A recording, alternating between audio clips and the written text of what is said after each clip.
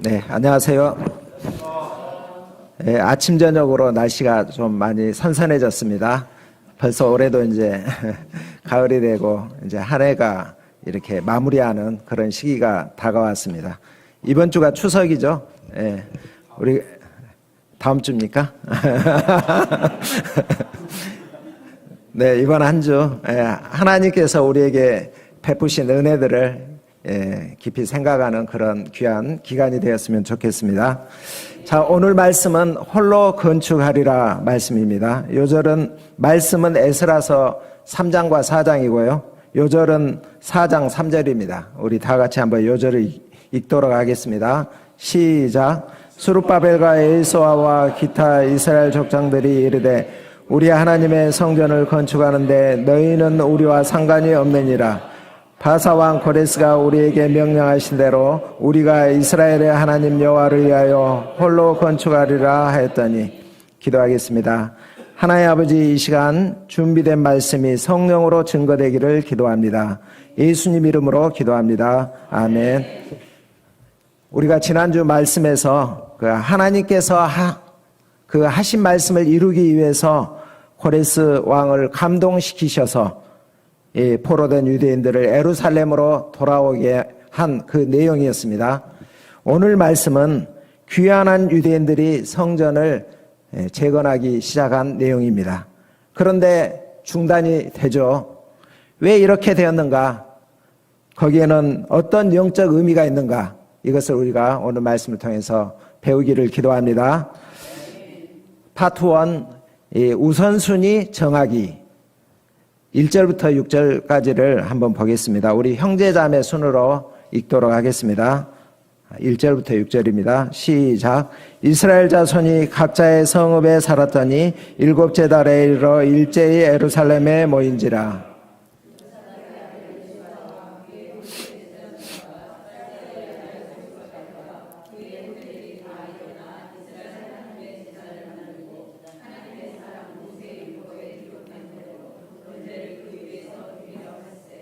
무리가 모든 나라 백성을 두려워하여 제단을 그 터에 세우고 그 위에 아침 저녁으로 여호와께 번제를 드리며 기록된 규례대로 조막절을 지켜 번제를 매일 정수대로 날마다 드리고 그 외에는 항상 드리는 번제와 초하루와 여호와의 모든 절기와 사람이 여호와께 기쁘게 드리는 예물을 드리되 비로소 여호와께 드렸습니다. 그때 여호와의 성전지대는 미처 놓지 못한. 자, 이스라엘 백성이 성전 건축이라는 부푼 꿈을 안고 귀환을 했습니다. 그런데 그들이 맞닥뜨린 현실이 어떠했나요? 땅은 황폐되어 있었습니다. 건물은 다 무너지고 불타버렸습니다. 남아있는 것이 없었습니다. 전쟁으로 폐허가 된 우크라이나의 어느 마을과 같이 이런 모습이었습니다. 3절을 보면 무리가 모든 나라 백성을 두려워하였다고 이렇게 나옵니다. 주위에 있는 모든 나라가 그들이 돌아온 것을 달가워하지 않습니다. 자, 이제 무엇을 해야 하고 뭐부터 시작해야 할지 막막합니다. 자, 이때 이스라엘 백성들이 제일 먼저 한 것이 무엇입니까? 일단 각 성읍 연고지에 가서 정착하고요. 그리고 7째 달에 예루살렘에 모였습니다. 7째 달은 유대력으로 새해입니다. 그 달에 중요한 날이 많죠. 7월 1일 나팔절, 7월 10일 대속제일, 7월 15일부터 일주일간 초막절입니다. 그들이 모여서 한 일이 무엇인가요? 하나님의 제단을 만들고 번제를 드렸습니다. 번제는 태워서 드리는 제사입니다. 속죄, 헌신을 의미합니다. 남김없이 태워드렸기에 제사장에게 돌아오는 몫은 없습니다. 오직 그 향기를 하나님만이 흠향하십니다. 이 제단은 그 옛날 모리아산에서 아브라함이 이삭을 하나님께 드렸던 그 장소입니다. 고국으로 돌아온 이스라엘은 그들의 죄로 말미암아 단절되었던 하나님과의 관계성을 먼저 회복하자 합니다. 아직 성전이 건축되지 않았으나 하나님께 예배를 드립니다. 헌신과 결단을 드립니다. 하나님과 자신들과 관계가 언약 관계인 것을 확인합니다. 자신들은 이제 하나님만을 왕으로 모시고 섬기는 하나님의 백성이라는 정체성을 분명히 합니다. 자, 우리가 본문에서 그 예배, 참된 예배가 무엇인가를 우리가 배울 수가 있는데요. 첫째, 참된 예배는 하나님의 말씀으로 통제됩니다. 본문을 보면 2절에서 모세의 율법에 기록된 대로, 4절에 기록된 규례대로, 10절에 이스라엘 왕 다윗의 규례대로 했다고 나옵니다. 내 방식대로, 내가 좋을 대로, 내가 편한 대로 한 것이 아닙니다. 성경에 부합한 예배를 드립니다. 둘째, 참된 예배는 하나님 중심적이며 다른 사람들과 친교를 나눕니다. 이들은 주위 모든 나라 백성들을 두려워했다고 나옵니다. 성전지대가 미처 놓여지지 않았지만 먼저 여호와께 번제를 드렸습니다. 여호와께 예물을 드리되 기쁘게 드렸습니다. 그들은 하나님을 더 두려워하였으며 하나님께 집중했습니다. 참된 예배는 또한 다른 사람에게도 예민한 관심을 가지는 것입니다. 본문을 보면 일제히 모였다, 다 일어났다 이렇게 나옵니다. 그들은 함께 모여 서로를 위해서 기도해주고 위로해주고 격려하고 서로에게 힘을 북돋아 주었습니다. 요즘 가나안 신자, 안 나가 신자들이 많이 늘어나고 있다고 합니다. 부득이한 사정이 없는 한 함께 모여서 예배하는 것이 좋습니다. 예수님께서도 두세 사람이 내 이름으로 모인 곳에는 나도 그들 중에 있느니라고 하셨습니다. 세 번째로 참된 예배는 일상적인 리듬과 특별한 리듬을 갖습니다.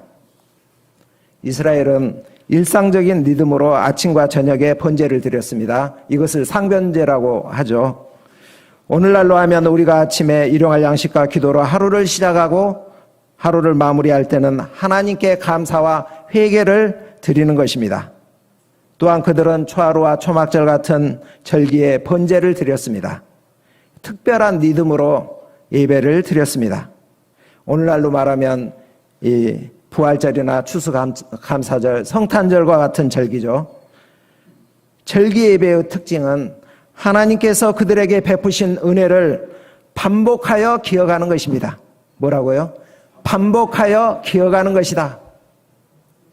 유월절은 출애굽 사건을, 초막절은 광야 사건을 기억하는 것입니다. 반복하는 것이 중요합니다. 우리는 은혜는 쉽게 까먹습니다.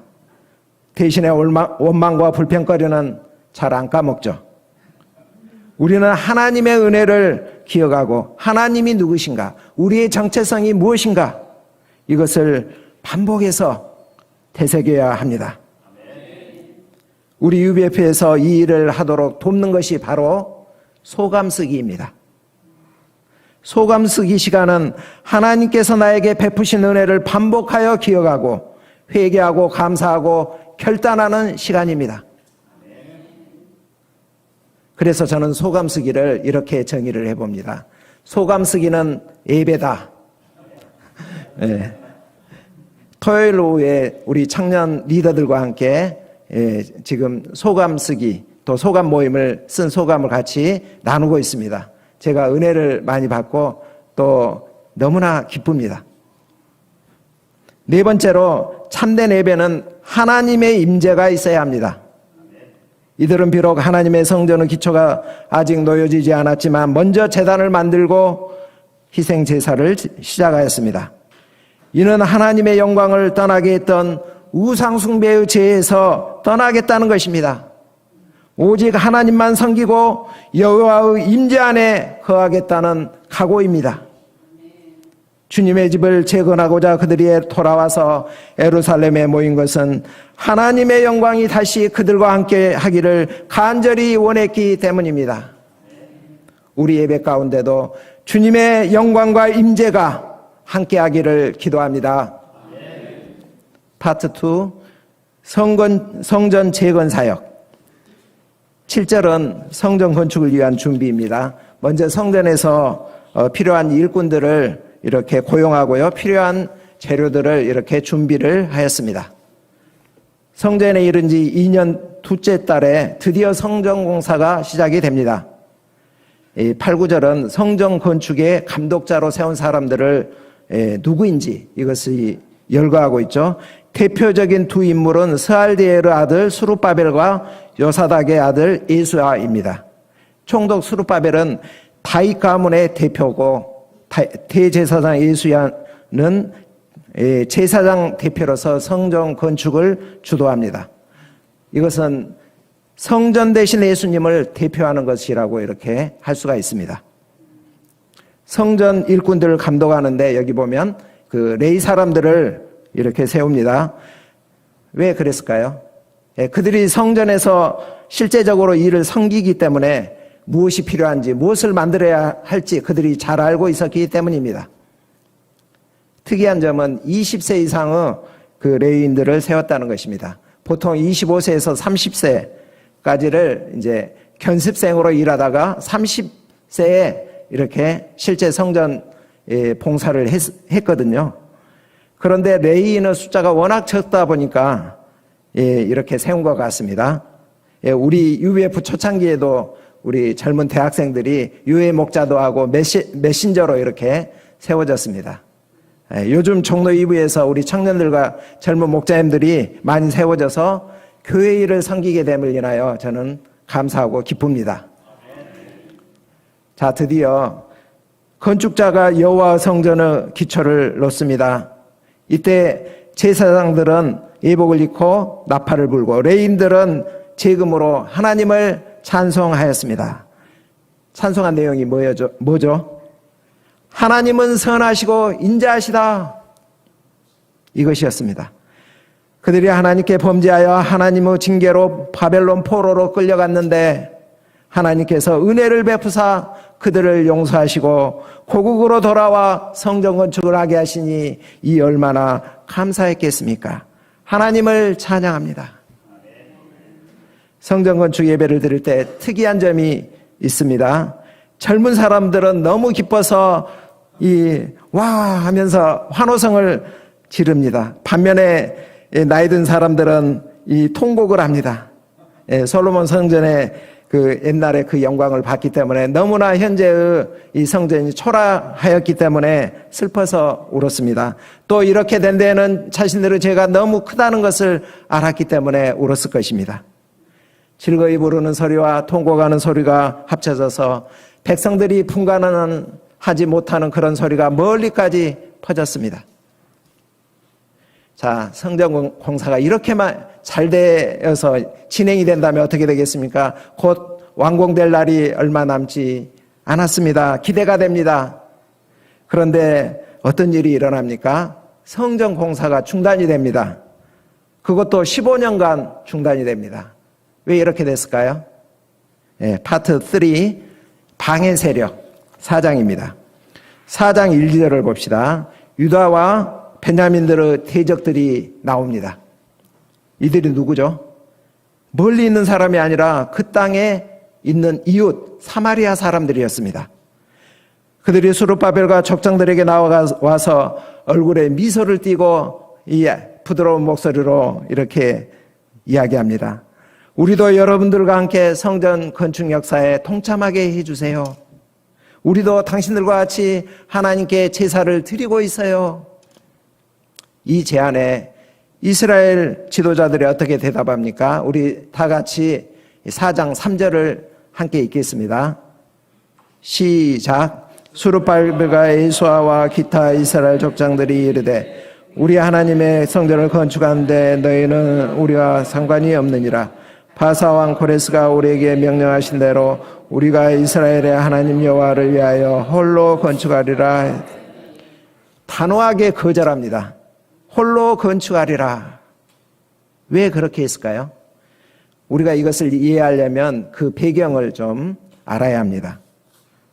과거 북이스라엘은 이 아수르에서 멸망이 되었습니다. 언제죠 그때가? BC 722년. 저는 이걸 이제 기억하기 위해서 7위일까 말리까 이거 이제 7.2 이래가지고 북이스라엘은 7.2 그리고 남유다는 이 5.16하고 5.18을 합쳐가지고 5.86 이렇게 이제 이렇게 암기하고 있습니다. 북이스라엘이 당하였을 때 북이스라엘 사람들은 아수르로 포로로 이렇게 끌려갔습니다. 그리고 에사라돈이 아수르에 있던 이방 민족을 북이스라엘로 이렇게 이주를 시켰습니다. 이렇게 하여 북이스라엘이 혼혈이 되었습니다. 자, 사람이 오면 뭔만 오나요? 오면서 문화도 오고 또 종교도 같이 옵니다. 우리가 한국의 무슬림들이 오는 것을 좀 걱정하는 이유가 뭡니까? 그들은 문화, 종교를 가지고 오기 때문입니다. 그들이 대학에 들어와서 이슬람 기도처를 만들어 달라고 이렇게 요구를 합니다. 현재 무슬림 학생들을 위한 전용 기도실을 운영하고 있는 대학들이 얼마나 되는지 혹시 아시나요? 요즘 보면은 대부분의 대학들이 다 이슬람 학생들을 위해서 기도처를 따로 마련해 주고 있습니다. 서울대, 경희대, 성균관대, 기독대학인 이화여대, 세종대에도 생겼습니다. 국민대도 무슬림 유학생들을 위한 기도실인 사우디 클럽을 운영하고 있습니다. 기독교 신학대학인 성공회에 대해서도 무슬림 학생 1명을 위해서 무슬림 기도처를 따로 이렇게 공간을 마련해 주었습니다. 지금 한국은 유럽처럼 이슬람교가 조용히 그 세력을 넓혀가고 있습니다. 대학마다 이슬람 동아리를 만들어 달라고 이렇게 요구할 날도 멀지 않았다. 그런 생각이 듭니다. 북이스라엘도 이렇게 해서 이방 문화와 이방 종교가 들어왔습니다. 그들은 하나님도 섬기면서 우상도 섬겼습니다. 하나님을 단지 여러 신 중에 하나로 생각했습니다. 자기에게 유익이 된다면 어떤 신이든 상관이 없었습니다. 남유다가 멸망한 이유가 뭡니까? 북이스라엘을 따라 우상을 숭배하다가 멸망한 것 아닙니까? 귀환한 이스라엘 지도자들에게는 경각심이 들었을 것입니다. 사마리아인들의 제안은 옛날로 돌아가자, 옛생활로 돌아가자 이거 아닙니까? 그것은 바로 멸망의 길로 직행하는 길인 것을 그들은 잘 알았기에 결코 받아들일 수 없었습니다. 이로 인해 어떻게 됩니까? 귀환한 이스라엘은 혹독한 대가를 지불해야만 했습니다. 이로부터 대적들이 성전 건축을 방해합니다. 조롱과 협박을 하여서 유대 백성의 손을 약하게 합니다. 관리들에게 뇌물을 줘 태클을 걸고 막아섭니다.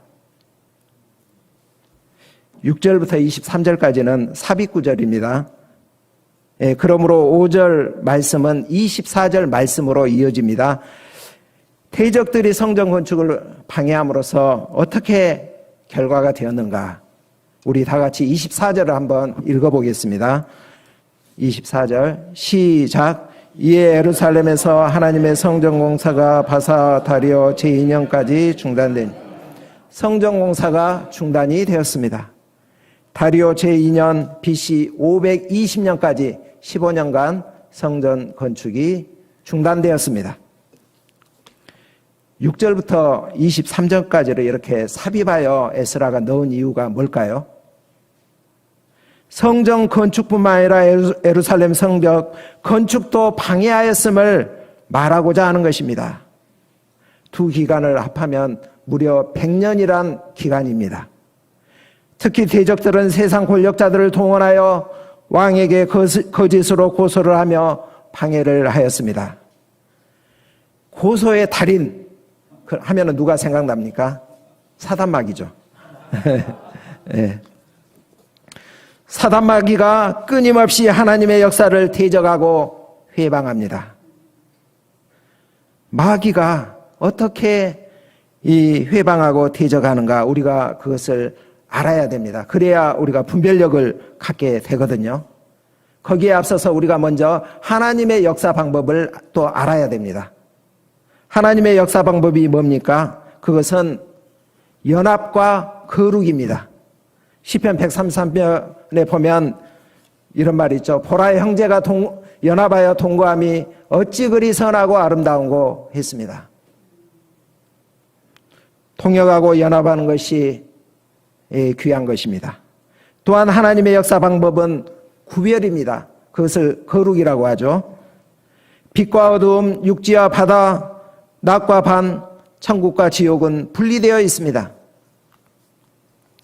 사도 바울은 믿는 자는 믿지 않는 자들과 함께 멍에를 매지 말라고 하였습니다. 마귀는 이것을 역으로 이용합니다. 연합해야 할 성도들끼리 나뉘게 합니다.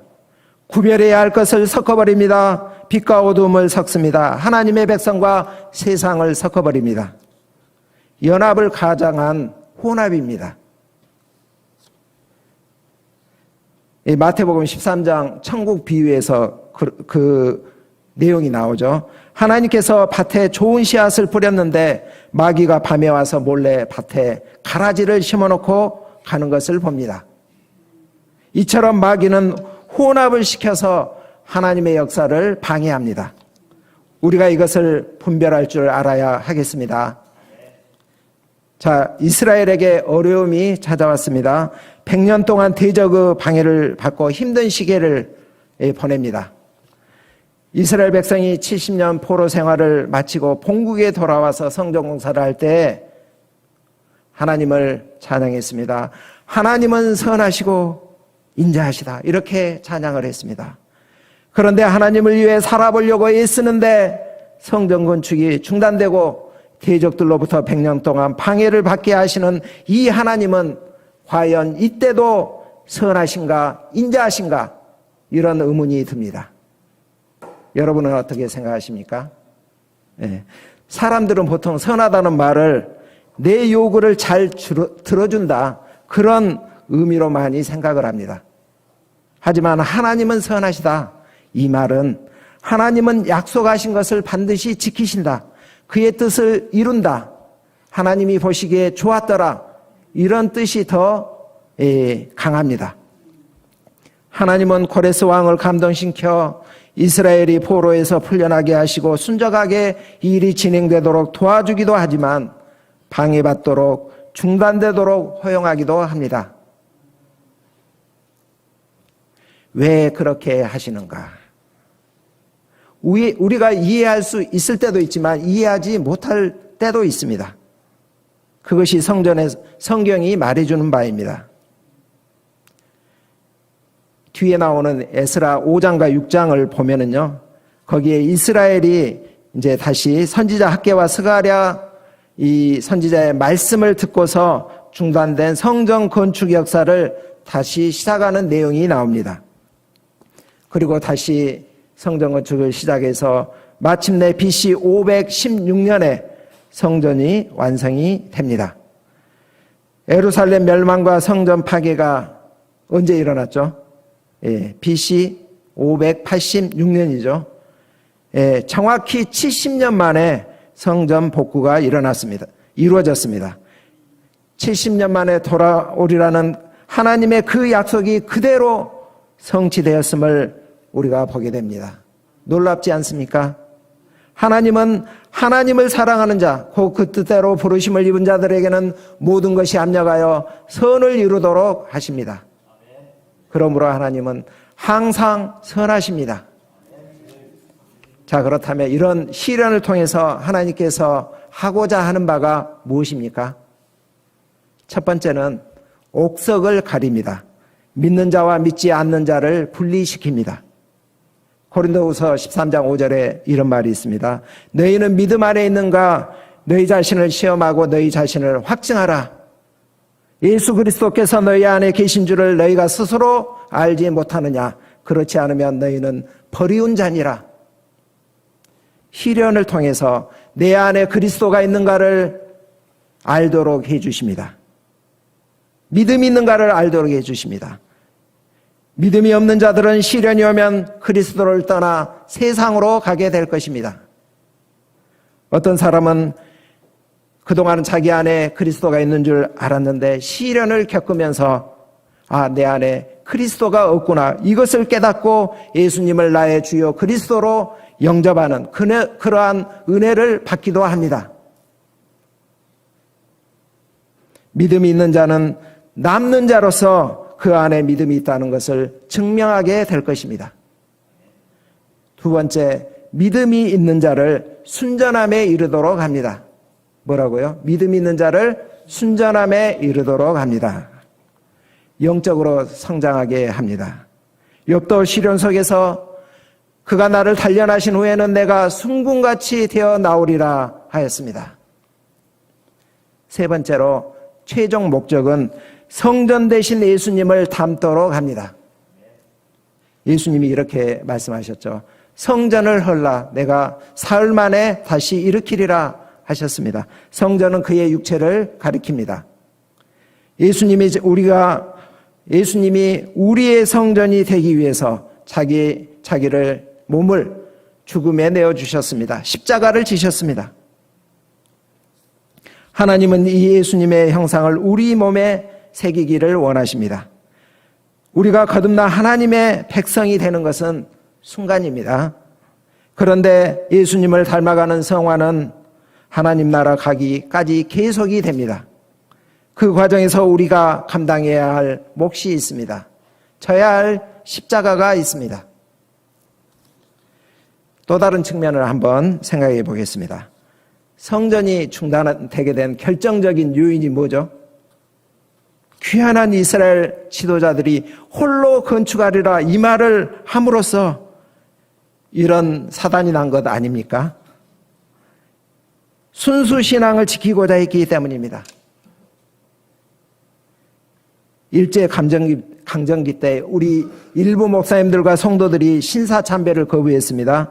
이 일로 인해서 교회가 폐쇄되고 신사참배를 거부한 목사나 성도들은 감옥에 갇히고 고문당하고 죽임을 당하기도 했습니다.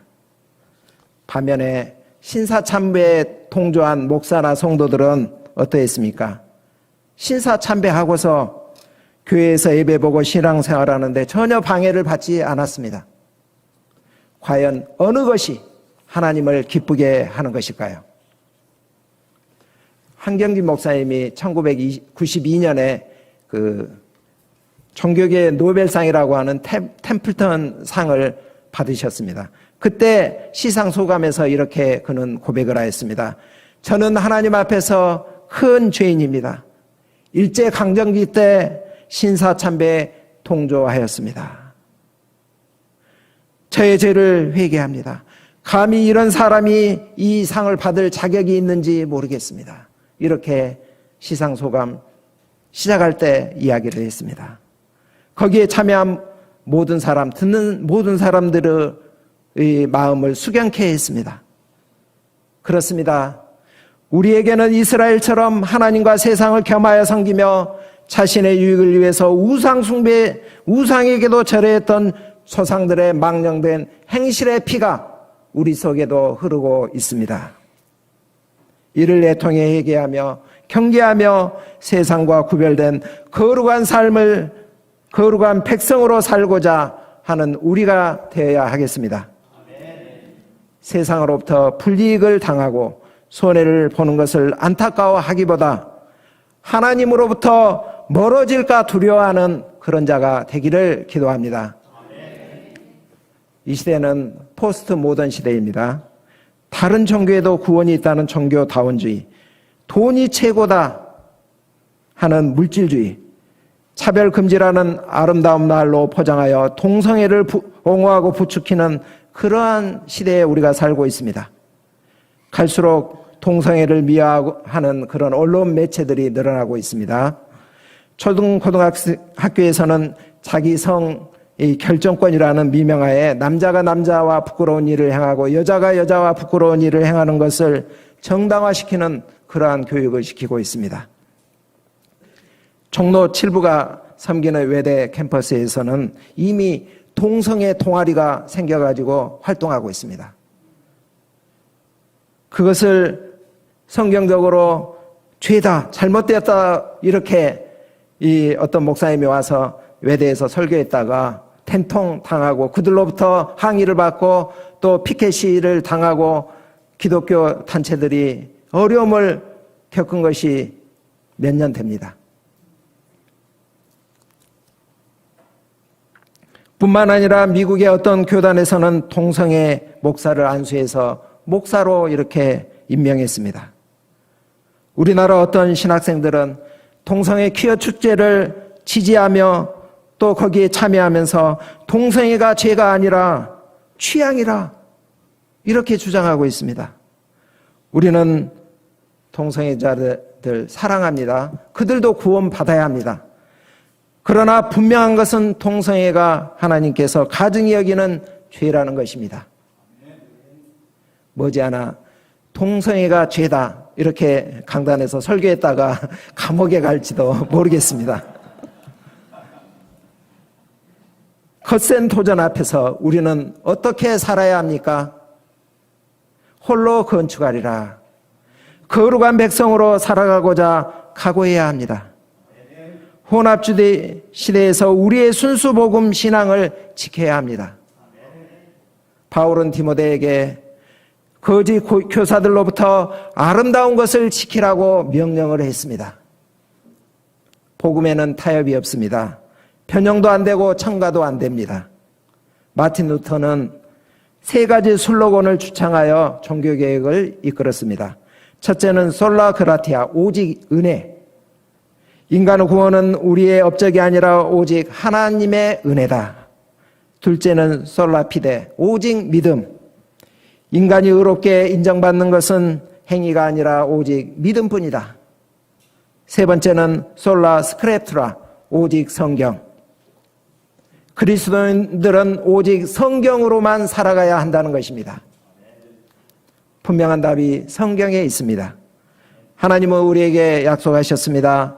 사람이 감당할 시험 밖에는 너희에게 당한 것이 없나니 오직 하나님은 미쁘사 너희가 감당치 못할 시험 당함을 허락치 아니하시고 시험 당할 즈음에 또한 피할 길을 내사 너희로 능히 감당하게 하시느니라. 하나님께서 믿음의 길을 가는 우리에게 최후 승리를 주실 것을 믿습니다.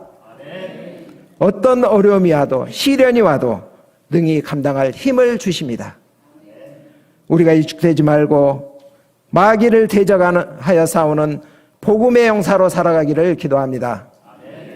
성경은 우리의 수고가 결코 헛되지 않을 것을 약속하고 있습니다. 그러므로 내 사랑하는 형제들아, 경고하며 견실하며 흔들리지 말고 오직 항상 주의 일에 더욱 힘쓰는 자들이 되라. 이는 너희 수고가 주 안에서 헛되지 않은 줄을 알미니라. 자, 결론입니다. 우리는 하나님을 대적하는 그런 시대를 살아가고 있습니다. 거룩한 하나님의 백성이라는 정체성을 확립하고 하나님께 참된 예배를 드리는 그러한 삶을 살아가기를 기도합니다. 기도하겠습니다.